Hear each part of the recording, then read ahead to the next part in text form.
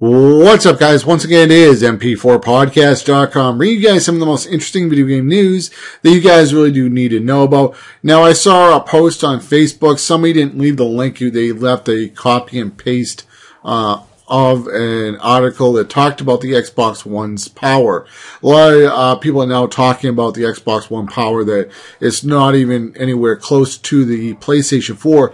Now that we're looking at Tombraider on the Xbox One at 30 frames per second at 1080p. The PlayStation 4 is 1080p, but at 60 frames per second. So you will see a much better visual smoothness to the graphics. It's going to look a little bit more lifelike when you have more frames per second.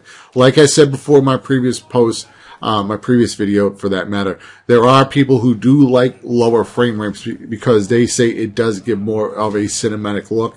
It's just a personal taste.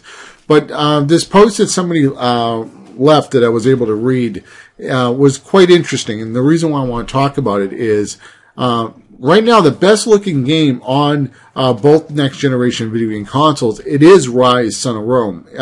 Granted, if you don't like the gameplay or if the game is trash or whatever, the graphics in that game are the best on the Xbox One, and it's better than anything on the PlayStation 4 as of right now. We don't know. Maybe the order 1866 or 69, 66, I can't remember the number.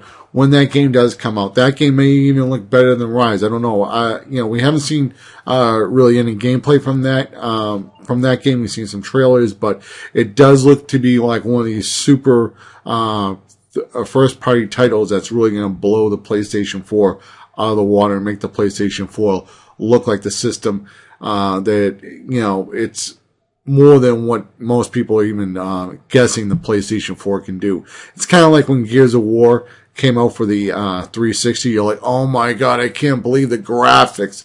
They're amazing. That's what people are going to be saying when I believe when the order does come out. Well, let me get back on point when I want to talk about now. Ryse, Son of Rome from this article that I was able to read is that Microsoft has these very special drivers. They're called stereo drivers, and they were in early alpha or beta state. Now these drivers do give the Xbox One a 50% speed boost. It does make the Xbox One 50% more powerful than what we're seeing right now. Like I said, Ryse, Son of Rome is the only game to use these very special drivers.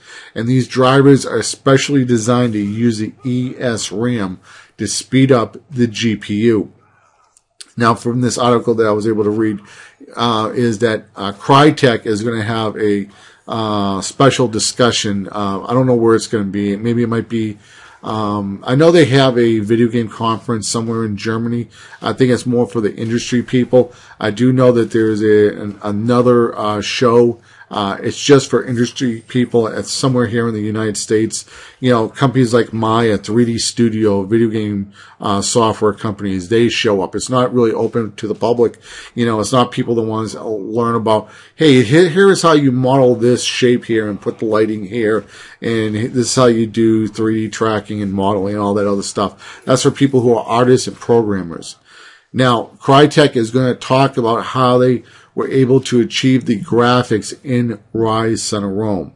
And they're going to explain how these drivers work. Now, another thing that I do quickly want to point out is, Tombraider on the Xbox One is 1080p, but at 30 frames per second. The PlayStation 4 is 1080p, but at 60 frames per second. So the Xbox One right now can't get that boost that it does need. But let me remind everybody, when the orange box came out for the Xbox 360 and the PS3 version was horrible, and there's a very good reason for that. What happened was Valve, the company that owns Steam, who made Half-Life and so on, they ported the Xbox 360 version of the orange box to the Xbox 360. EA was the distributor of EA is the distributor of Valve titles in physical media. Remember what I said, physical media, not online. Well, actually, Portal is on Origin. Believe it or not, I think that's the only Valve game that's on Origin. But all the other Valve games, if you want to buy them online, they're really only available on Steam. Now, EA wanted the game also to be on the PlayStation 3. So EA outsourced the porting to another company. So Valve had nothing to do with the porting. They gave them the code and all the materials they needed to convert the orange box, that's Half-Life 2, Episode 1 and 2, Portal, and the other game, Team Fortress, over to the PlayStation 3. Now, when that game came out for the PlayStation 3, it was horrible. I mean, absolutely horrible. It was a horrible port. It was so bad that Valve actually stepped in and said, we're going to look at the code and we're going to try and patch it, okay? And so the company who even did the porting wasn't even going to do the patches because it was so bad. Valve wanted to step in and really look at the code and fix it themselves because it was their game. It was their ass on the line. So when you look at Tomb Raider, right? Okay, the company who made Tomb Raider, the reboot, the studio, they're not doing the port for the Xbox 360. The Xbox One. The studio who did Tomb Raider, the reboot version, right? They're doing the PlayStation 4 port. Okay? It's the same people who made the game are porting it to the PlayStation 4. And the Xbox One is being outsourced. So, does that kind of, justify it why the Xbox One isn't really up to par to the PlayStation 4? In some ways, yes. Some ways, no. Because as I said, as of right now, those stereo drivers are not really even ready as of right now. For even third parties, EA doesn't have them. Activision doesn't have them.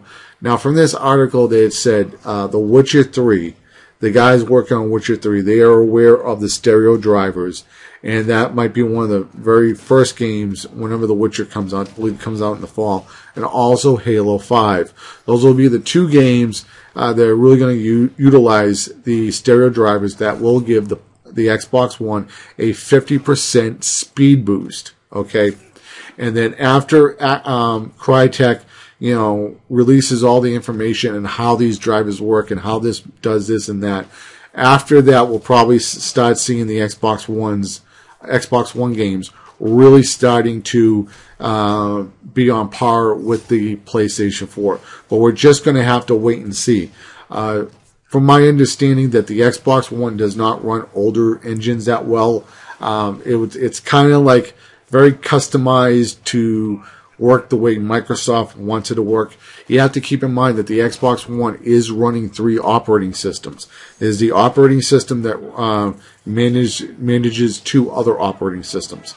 There's the operating system that runs the video games. There's the operating system that, when you say Netflix, if you're playing Killer Instinct, you'll say Netflix, and Netflix just opens up. It's instant. It's no like close the application and boot up Netflix. Everything is just there.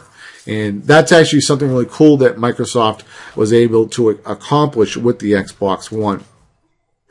And the way this operating system does work, they had to design very special drivers.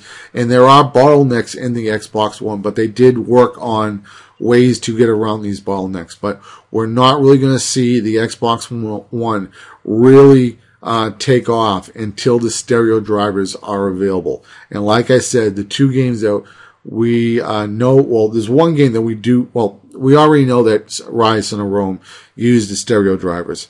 The 2 next games most likely will be The Witcher 3 and definitely Halo 5. So once again, guys, this has been mp4podcast.com, bringing you guys the most interesting video game news that you guys really do need to know about. Once again, if you enjoyed this video, please give me a like, as it does help out the video a lot. And you guys keep yourself safe, stay warm, and because it's pretty cold outside. Take care, guys. Guys, I'm out.